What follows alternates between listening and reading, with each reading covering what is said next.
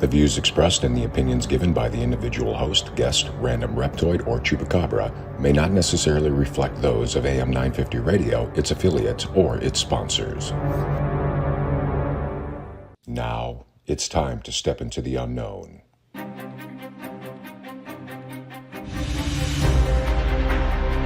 There are things people experience but never talk about.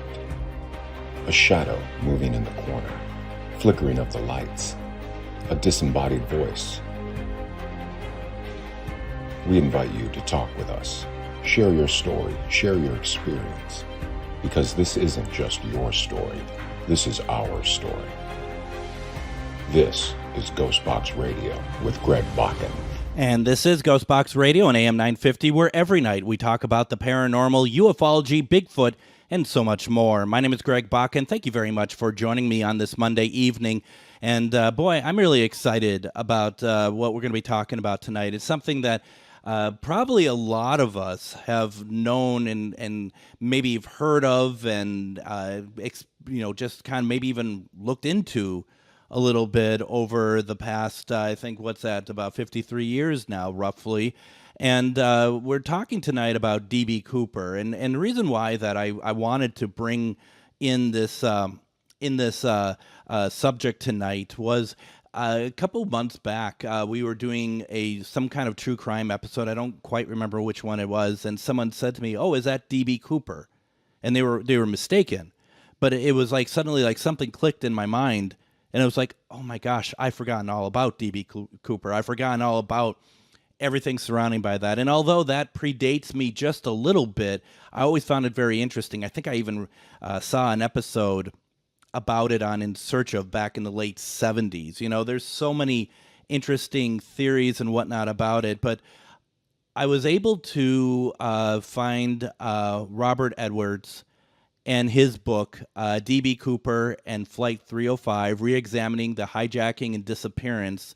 And he was very kind enough to join me from Romania and very kind enough to give me some of his time tonight so we can walk through this a little bit. Bob, first of all, welcome to GhostBox Radio. Really appreciate you taking the time today and talking with me. Greg, thank you very much. I'm very happy to be on your show. That's very kind. And I think one of the things that we had talked about, which I think is really first of all, the way this book operates and the way that we're going to carry on this conversation tonight. You know, we're going to kind of keep it to the facts. I think there are theories around of who it might have been, the hijacker, and other thoughts on, maybe motive, anything else. Tonight, because the book is this way, because Bob is this way, we're going to keep it to the facts. And I think that that's a great way of looking at it because there is so much to talk about here that keeping it to the facts makes a lot of sense. And also, Bob had mentioned that, he's going to keep the people that were involved, such as eyewitnesses or law enforcement, to their functions, not by names, because a lot of them are still alive, keeping privacy. Just it doesn't dilute the story at all. So it's just I think it's just a smart way of going forward. So why don't we kind of get started? And Bob, we were kind of talking a little bit beforehand, before we started recording. What was it about D.B. Cooper that, captured your interest to want to write about him? Well, Greg, I was attracted by the aspect of mystery, first of all. This is, of course, an unsolved mystery, which, as you say, dates now 53 years. Mm-hmm. And at the time I was in England, it was during the pandemic. There was very little to do. We were not able to go out. I was stuck at home. And I was looking for something to, if you like, preserve my sanity. Yeah. And I think I had come across D.B. Cooper somewhere on the internet. I'm not sure where, probably Wikipedia. And it caught my attention the fact that it was unsolved, and it also caught my attention in the sense that I saw there was a great deal of data that seemed to be unexplored. And as I've told you, my background is in mathematics. I like to work with data, and I thought here was an opportunity to add to the debate on a purely factual basis, not to attempt to uh, find the identity of the hijacker of Flight 305, but simply to firm up the course of events during the evening of November 24th, 1971. I think it's interesting that because the story is there's so much to it, that the identity would actually almost be secondary because there's there's so many interesting facets to this story. Can you walk us through, for those who do not know, not necessarily who DB Cooper was, because we're not talking about that, but I guess what DB Cooper was in terms of this whole hijacking event? Yes, okay. The facts of the event are fairly simply stated, and of course they are available to anybody who wants to look on a search engine and find out the story. Mm-hmm. Essentially, what happened was that on November 24th, 1971, Northwest Airlines boarded from Portland, Oregon, for Seattle, Washington, which is normally a very short flight, about 36 minutes. The last or second last person to board was a man aged between 40 and 50, Mm-hmm. Relatively tall, thin man, wearing a dark business suit and apparently a raincoat, carrying a briefcase.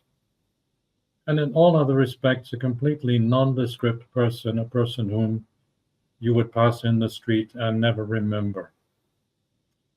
And yet, what happened was that within minutes of pushing back from the gate and starting the takeoff roll, this man, sitting in the far back of the airplane, the last seat at the back, Mm-hmm. row 18, turned to the stewardess who was sitting behind him and gave her a note. And this note has gone down in history. The note read, "Miss, I have a bomb, and I would like you to sit with me." So that's how the hijacking started. And to keep the story short, he asked for 200,000 US dollars, 4 parachutes to be ready for him when they arrived in Seattle. And that was done. The plane circled for a long time over Seattle while they were looking for the money and the parachutes, but they got them. They landed. The hijacker allowed all the passengers to deplane, and most of them, in fact, I think all of them, had no idea that the hijacking had taken place. Oh, wow. He received the money and the parachutes. He allowed 2 stewardesses to leave, and he kept the 3 flight crew and 1 stewardess and said, "Okay, we are going to Mexico." Again, to keep the story short, they never arrived in Mexico. He asked for the rear stairs of the airplane, and it was a Boeing 727, which had the rear stairs. He asked the stairs to be lowered. He told the stewardess to go to the flight deck, so he was alone in the passenger cabin. Nobody saw him depart. But somewhere during that leg, he departed with the money, with 1 or maybe 2 of the parachutes. No one is really sure. And as history records, he was never seen again. And I think it's important for younger listeners to understand the situation of airports back in the 70s versus situations of airports today.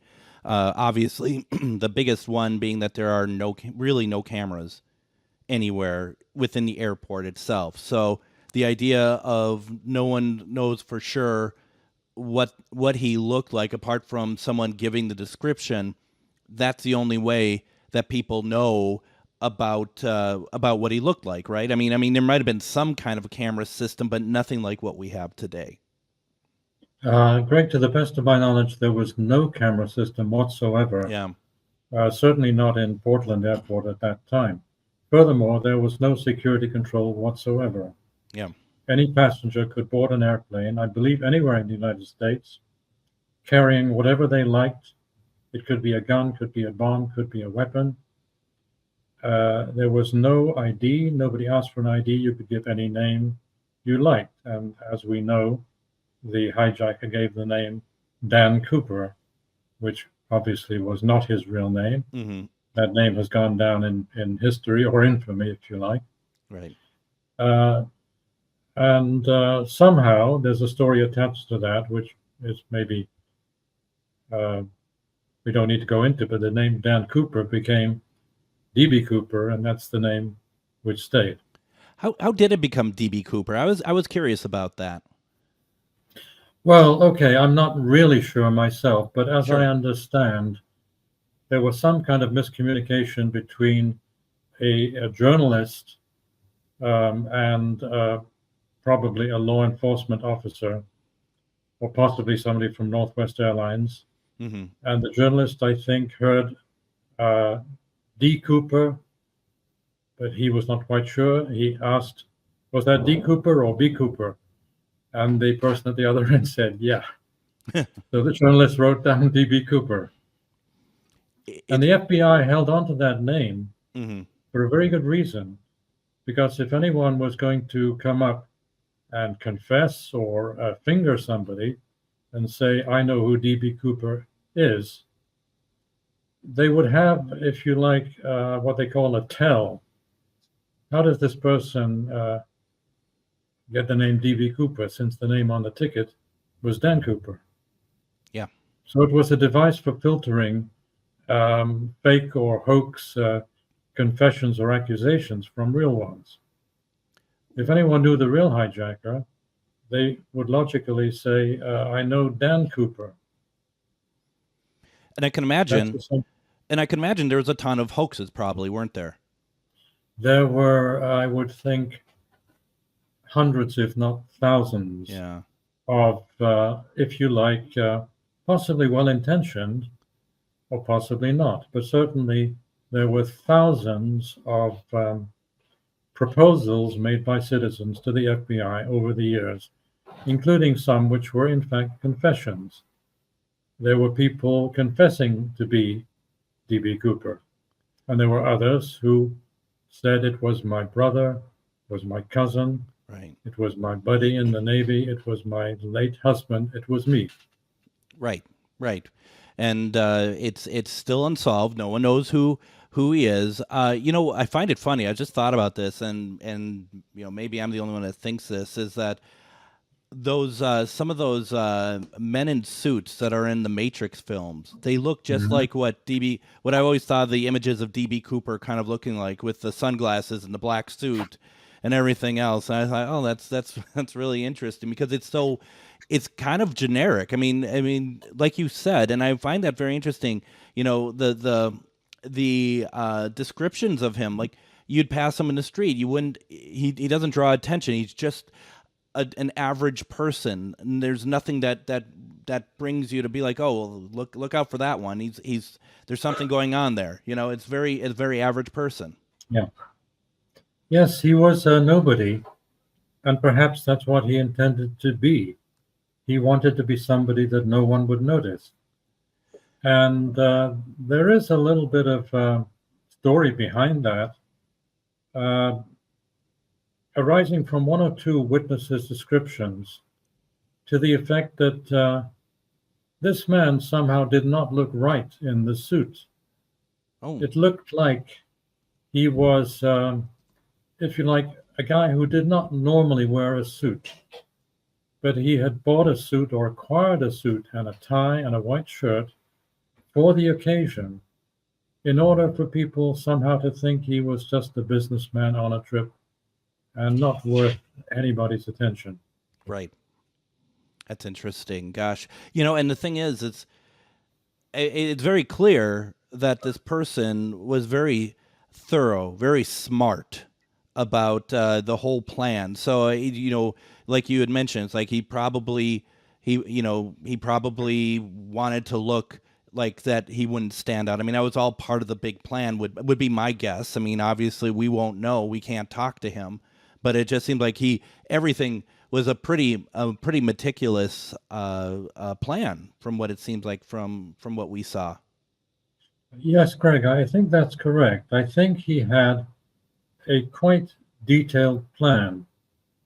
And here probably I take issue a little bit with the FBI, who in some quarters of the FBI were inclined to cast him as a dumb crook who got lucky. Mm-hmm.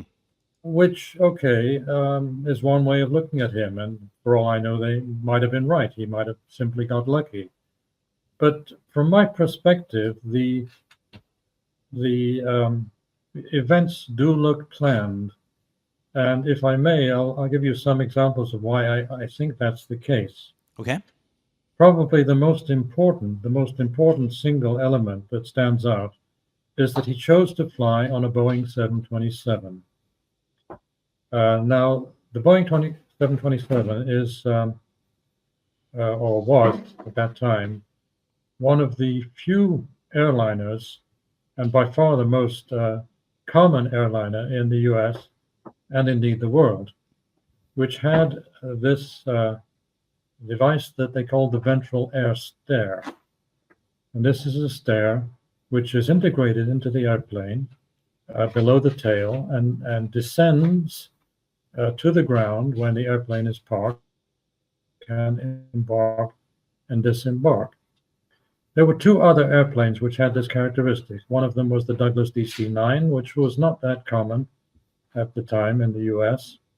And the other was a British airplane called the BAC-111, which had exactly the same feature. And that was very rare in the United States. So he chose a Boeing 727, obviously knowing that it had the ventral air stair, but also it seems that he must have had the knowledge, which was relatively uncommon knowledge, that the air stair could be lowered in flight. Okay, that's a big deal, right? Obviously. That is a big deal, and probably an average passenger would not know that. Right, absolutely. Secondly, he chose a very short flight, a flight of 36 minutes, which to me tells something to the effect that he wanted it all to be over very quickly.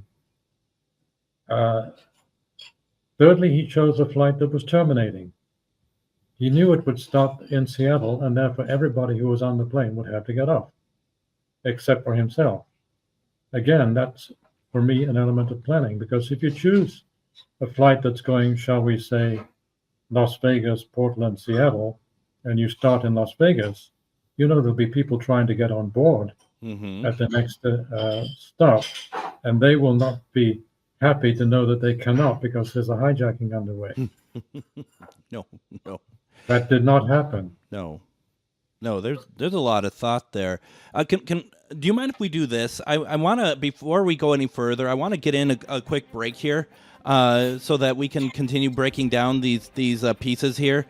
We are talking with Bob Edwards. His book is D.B. Cooper in Flight 305, Re-examining the Hijacking and Disappearance. You're listening to GhostBox Radio on AM 950.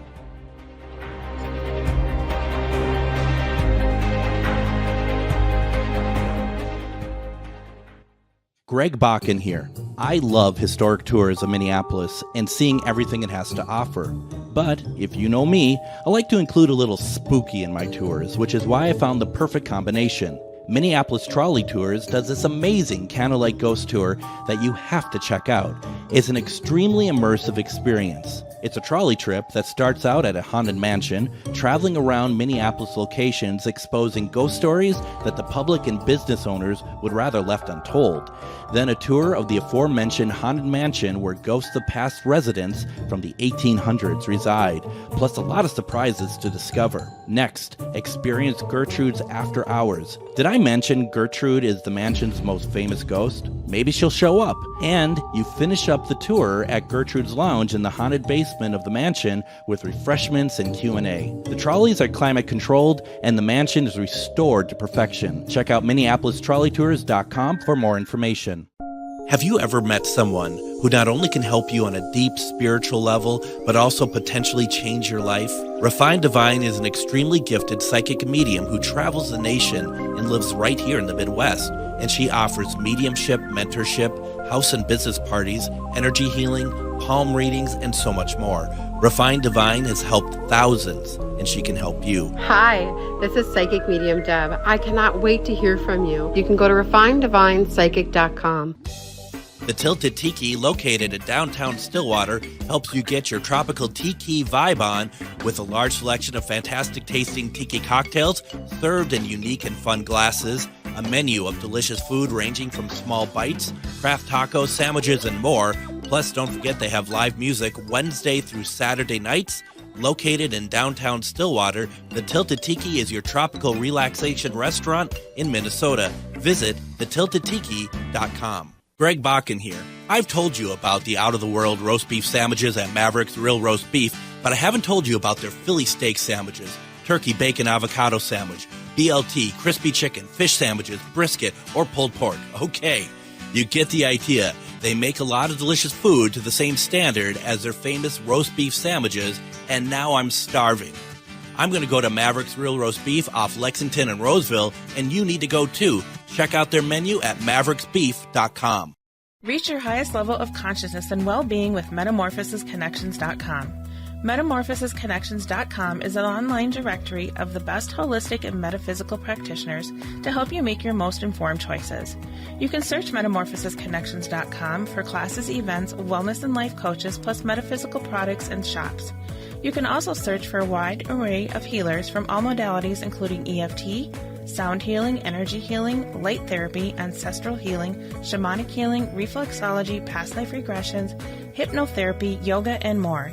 And if you're not sure where to start, the search feature on metamorphosisconnections.com is tailored to help both those who know what they are looking for and those who are just starting. Come explore the possibilities for your higher self by visiting metamorphosisconnections.com. Their experienced practitioners can guide both beginners and those that are already on their spiritual journey. That's metamorphosisconnection.com, your link to direct you on your spiritual transformation.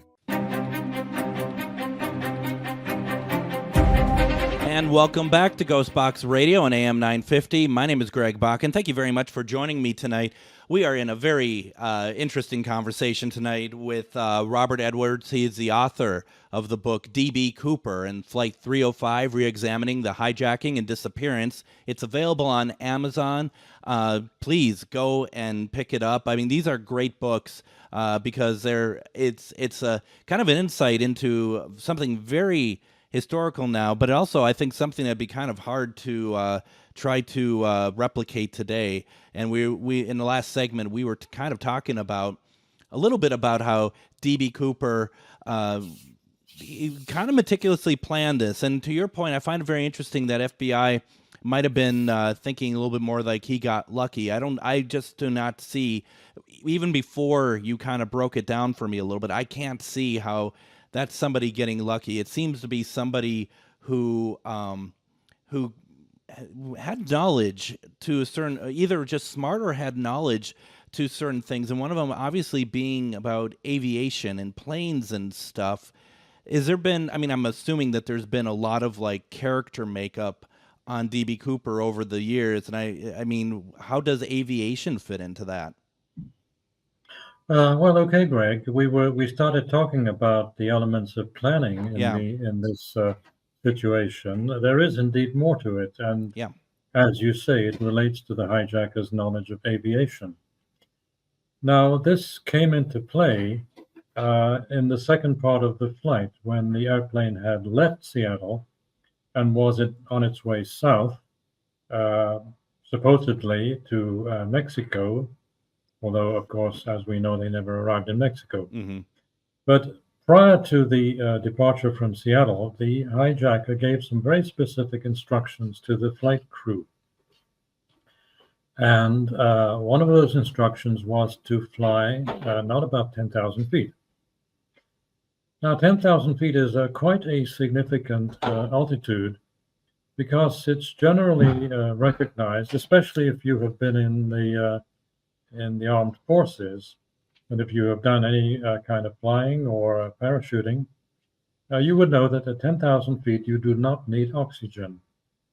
If you go much above 10,000 feet, you will need an oxygen mask. And that's one of the reasons why, if you ever have a depressurization in a modern airplane and the oxygen masks come tumbling down from the ceiling, the pilots will very quickly descend to 10,000 feet as soon as they can. They will make an emergency descent because they know at 10,000 feet you can breathe the air. Evidently, the hijacker knew that. Secondly, he asked for a specific configuration of the airplane. He asked for the landing gear to be lowered and for them to fly at 10,000 feet with the gear down. That is a very unusual configuration. It's very high drag, for one thing. It results in very high fuel consumption. And secondly, he asked for the flaps. For those who don't know what flaps are, they are aerofoil surfaces on the trailing edge of the wings, which are normally lowered for takeoff and for landing. There are usually three settings, 15 degrees, 30 degrees, 40 degrees. Hijacker asked for 15 degrees. He didn't say more than that, but pilots would know that with flaps at 15 degrees, you have what's called a flap limiting speed. At that setting, you cannot fly very much faster than about 150 knots, maybe 155, maybe 160, but that's about it. That is a very safe speed for departing from an airplane. So without naming the airspeed he wanted, he named a configuration such that he would get the airspeed that he wanted for a safe exit from the airplane. So there you see, again, more aspects of the hijacker's aviation knowledge, which certainly would not be the knowledge of a normal passenger. No, I have a question. That was like having the landing gear down. That was would have been from Seattle to Mexico? Yes, that's correct. He said, when you depart Seattle, I want you to keep the gear down. And of course, the crew said, well, with gear down, we are never going to make Mexico. That's what I was wondering. Okay. With gear down, you're going to burn so much gas, your range will be cut short. But they negotiated with the hijacker and they said, look, could we do Yuma? Could we do San Francisco? Could we do Reno? He said, okay, Reno. You can stop in Reno and refuel. I think we can read between the lines. It did not matter to him. He was going to be gone. Yeah. But he said, okay, go to Reno and we'll take it from there. Do you know if anybody on the crew was thinking that, okay, they see what he's doing, and at least in the extent that he's planning on bailing at some point? Was that ever something that became very obvious to anyone else that was involved during the time it was happening? Well, of course, his demand for parachutes gave them a message that he planned to bail. But they were not sure whether that was a bluff or an intention. And they were not sure why he asked for 4. There was some debate over that. They suspected that perhaps he asked for 4 in order that, in case the law enforcement should try to tamper with any of them, he would have spares or backups. And secondly, he wanted, I think, to put a doubt in their mind as to whether he would demand for one of the crew to jump with him. Yeah. As long as there was that doubt in the minds of law enforcement, you would not want to tamper with any parachute. No. I mean, once again, that's really smart. But it was, I think, increasingly clear as the flight from Seattle to Reno progressed that he intended to bail. First of all, having sent the lone stewardess to the flight deck and being then alone in the passenger cabin, the last thing he asked for was instructions on how to put the air stair down. And she gave him those instructions. He said, "Fine, I've got it, now go." She went, she closed the curtain. And within a few minutes on the flight deck, they saw the annunciator light go on, little orange light saying that the air stair was down. Not down and locked, but down. So it seemed to be down in an unstable position, but they knew at that point that the air stair had been opened. And what he was doing, they did not know. There is, of course, it's in the public domain, it's on the FBI vault, transcript. There exist transcripts of most of the communications between the flight crew and air traffic control, and also between the flight crew and Northwest Airlines in Minneapolis. And from those transcripts, you can see that the flight crew was suspecting an imminent bailout. I think they suspected that within about 15 minutes of the departure from Seattle. And that's clear. And I mean, do you think even for D.B. Cooper to want to go to Seattle, which you explain very well why that makes a lot of sense, do you think that the area surrounding and that flight path with the forest and the woods and stuff, that was also part of that consideration? The flight path, again, for me as a mathematician, and I may not have mentioned, but I also have a private pilot's license, so I have some familiarity with aviation, general aviation. There was one aspect of the flight path that seemed very interesting to me. The fact that the hijacker demanded a altitude of 10,000 feet, not merely constrained the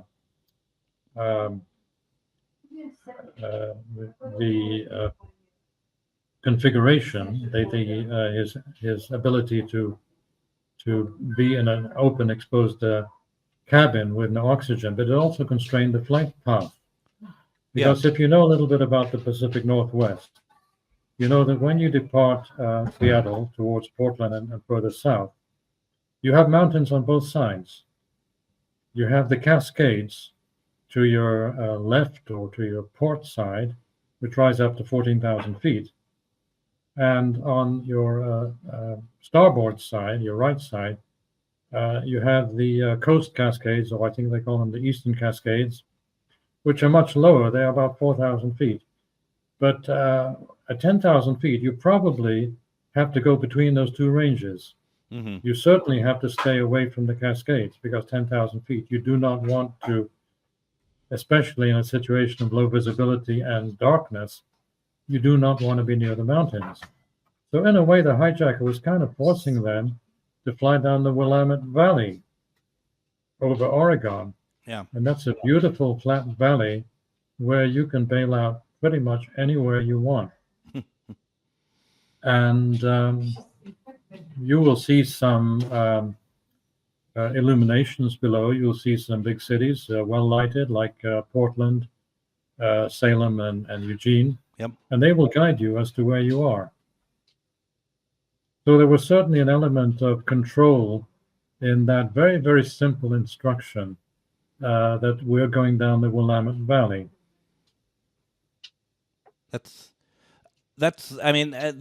me. Now, I remember, and maybe this is something that I made up in my mind. I thought that somebody took a photograph of somebody jumping out of a plane that was that could have been D.B. Cooper, could have been that flight. Is that something I made up in my mind, or was that something that that either existed and was debunked, or what?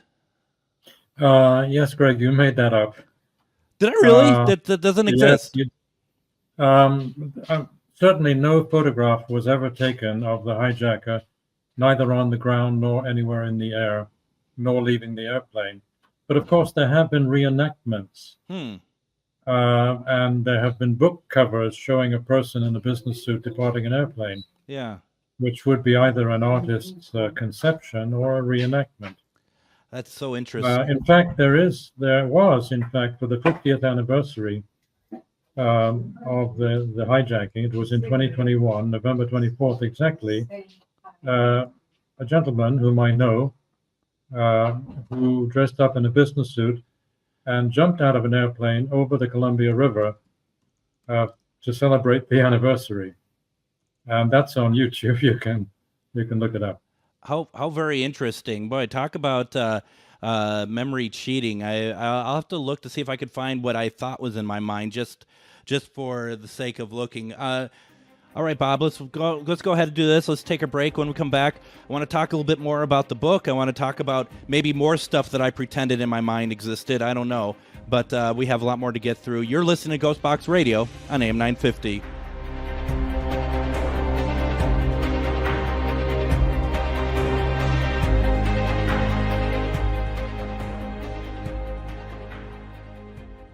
Greg Bakun here. I love historic tours of Minneapolis and seeing everything it has to offer. But if you know me, I like to include a little spooky in my tours, which is why I found the perfect combination. Minneapolis Trolley Tours does this amazing candlelight ghost tour that you have to check out.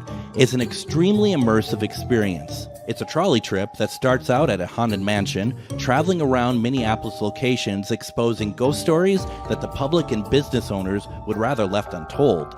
Then a tour of the aforementioned haunted mansion where ghosts of past residents from the 1800s reside, plus a lot of surprises to discover. Next, experience Gertrude's After Hours. Did I mention Gertrude is the mansion's most famous ghost? Maybe she'll show up. And you finish up the tour at Gertrude's Lounge in the haunted basement of the mansion with refreshments and Q&A. The trolleys are climate controlled and the mansion is restored to perfection. Check out MinneapolisTrolleyTours.com for more information. Greg Bakun here. Like you, I love good, fresh, delicious food. So I want to tell you about this treasure in Roseville called Maverick's Real Roast Beef. Maverick's has the best roast beef sandwiches I've ever had. Made fresh every order. Add fries or onion rings dropped in the fryer when ordered, and you have a winning combination. Maverick's Real Roast Beef has a lot more than roast beef, so check out their website, mavericksbeef.com, or check out their restaurant on Lexington in Roseville. Did you know that spiritual awakening is not all love and light? Surprise! Inner demons, ego deaths, and tower moments are on the horizon. But while life might hand you some harsh lessons, we've got the antidote to soothe your weary soul. Why not try a dragon's blood bath? Or schedule a Reiki aura repair? With books, herbs, talismans, candles, and more, we put the Shazam in shadow work. Visit Magus Books at 1848 Central Avenue Northeast in Minneapolis or magusbooks.com. The Tilted Tiki, located in downtown Stillwater, helps you get your tropical tiki vibe on with a large selection of fantastic tasting tiki cocktails served in unique and fun glasses, a menu of delicious food ranging from small bites, craft tacos, sandwiches, and more. Plus, don't forget they have live music Wednesday through Saturday nights. Located in downtown Stillwater, the Tilted Tiki is your tropical relaxation restaurant in Minnesota. Visit thetiltedtiki.com. This Wednesday on GhostBox Radio with Greg Bakun, tune in for one-question readings with the highly acclaimed psychic medium, Refined Divine, who can answer questions about love, life, and connecting with past loved ones. Get a potentially life-changing reading by calling. I can answer the question I've had all my life. Delve into the exceptional talents of Refined Divine at refinedivine.com and experience her live Wednesday at 10 p.m. for psychic medium Refined Divine on GhostBox Radio. And join me tomorrow on GhostBox Radio with Greg Bakun. We're going to have on author Catherine Reef. She is going to be on talking about Mary Shelley, who, of course, created Frankenstein. Mary Shelley had such an interesting life, and she had done so much. And being a woman back in the early 1800s, in the 1800s in particular, had been very difficult, and she accomplished so much. So we're going to be talking about that tomorrow. But we are having our conversation currently with author Robert Edwards. We're talking about his book, D.B. Cooper and Flight 305, Re-Examining the Hijacking and Disappearance. And we were talking during break that, this is just a little morsel of the overall case. And you really should, if this is something that interests you, and this is very interesting, go over to Amazon, pick up this book.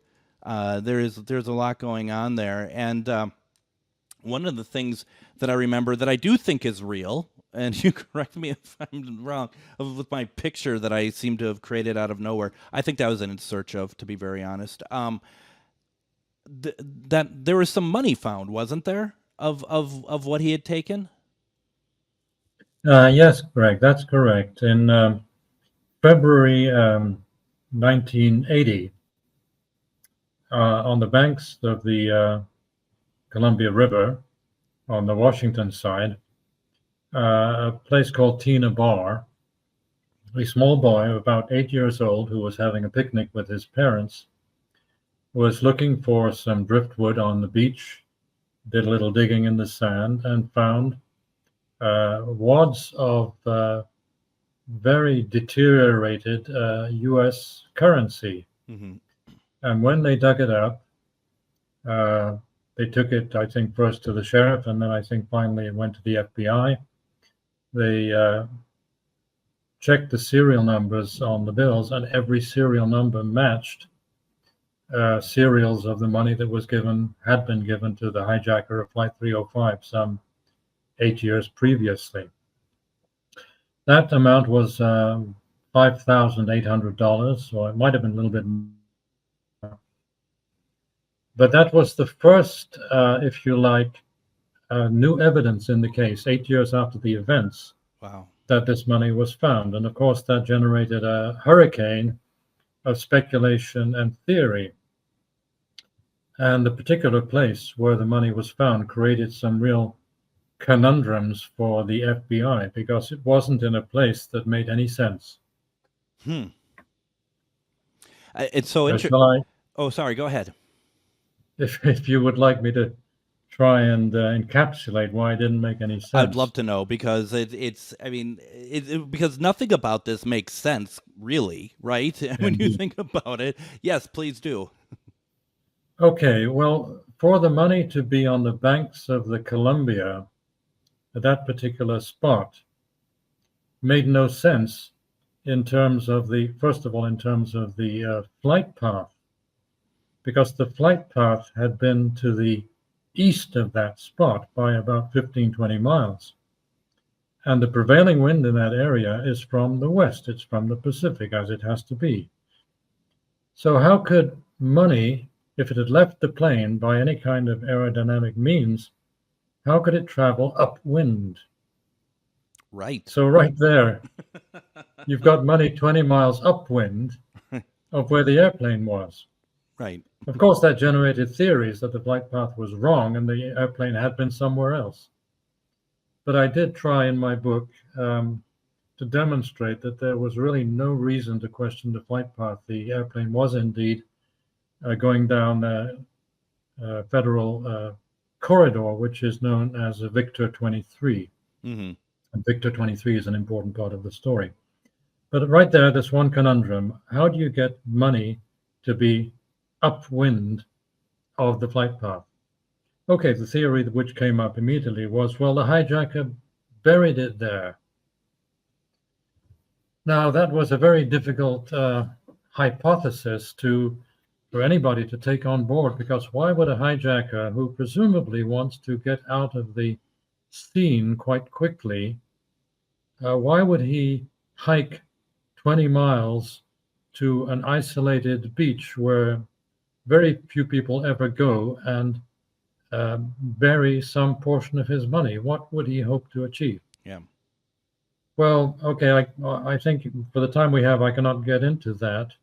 But let me just quickly say about the third conundrum, which was that very early on, the FBI had pretty much arrived at a fixed idea that the hijacker had jumped over a very small community called Highland, Washington, which is near the Merwin Dam, and it's near the Lewis River. So a hypothesis arose, well, okay, he jumped somewhere near the Merwin Dam, maybe he even landed in the Merwin Lake, lost some part of the money, and the money then traveled down the Lewis River and reached the Columbia.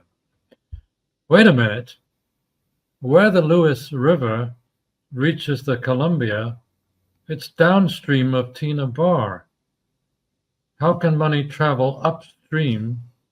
Even if the money arrived by water, how could it travel upstream some 10 miles to get to Tina Bar? That didn't make sense either. No. Well, some weird theories arose, and I have to laugh a little bit because the FBI bought into some of those theories, but let me leave it at that. There were mysteries there that didn't make any sense. How did that money get there? To this day, I think, I have a view, but let's say the FBI never arrived at a satisfactory explanation. It's very clear that the money was taken by salmon because they go upstream. And no, I'm just kidding. That's a joke. Just kidding. I hope, Greg. Right. No, but honestly, it's really something that you have all these pieces that, I'm sorry, we're never going to know, are we? I mean, we're never going to know the true nature of every aspect of this, because it's so long now, and probably anybody who's really a part of it, that like whoever Dan was, that's gone. So when we had talked also about the origins of the name Dan Cooper as well, which is pretty interesting as well. Okay, well, briefly, Greg, there is one mainstream view about the origin of the name, and then there is my view, which is a different view. Interesting. Let me tell you the mainstream view Okay. first of all. This is a view which is so mainstream, it's on the website of the FBI. And this relates to a series of comics, or to be accurate, graphic novels, originally produced in Belgium and France in French. And they were a series of graphic novels about a pilot in the Royal Canadian Air Force, who, being Canadian, of course, speaks French. So that's how we can have a French language graphic novel. Yep. And the name of this pilot was Dan Cooper. So you got this whole series of graphic novels originating in France and Belgium, never circulated in the United States, Mm-hmm. but to a very small extent circulated in French Canada.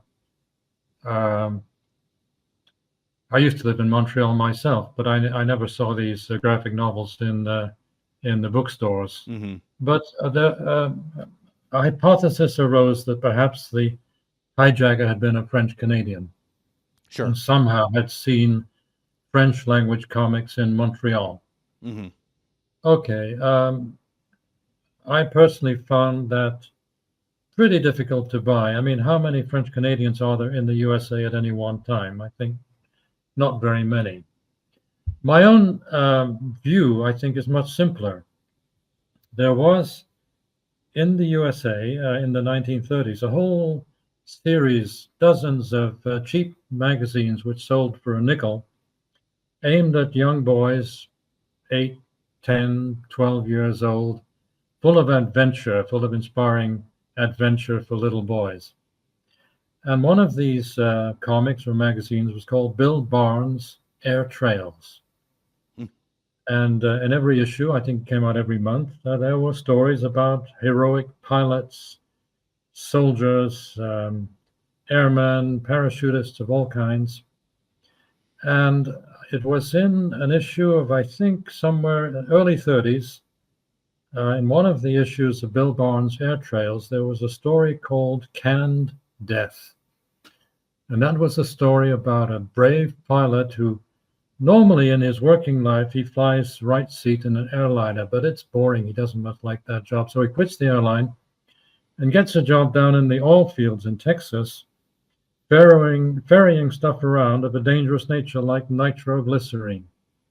That's why they call it canned death. Mm-hmm. Mm-hmm. And it's a nice story. The name of this pilot is Dan Cooper.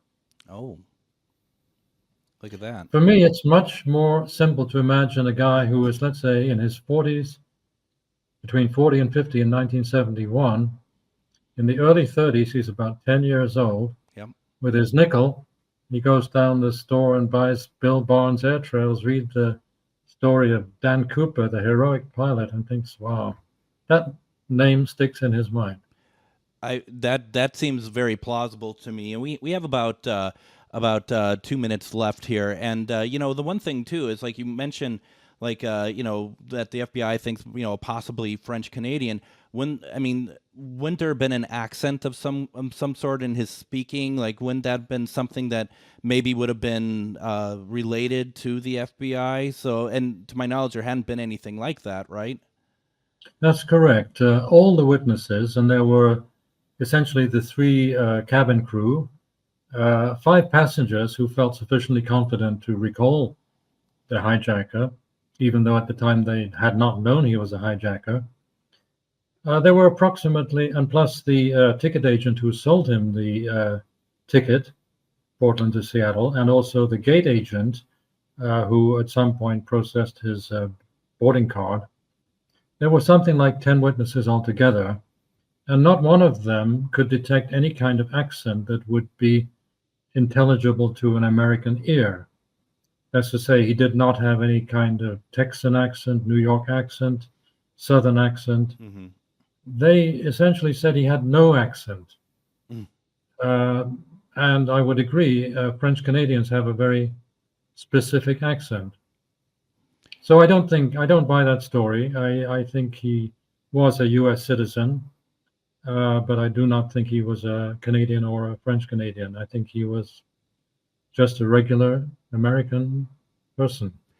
And as generic as you can get, quite frankly. Generic as you can get, a guy you would forget.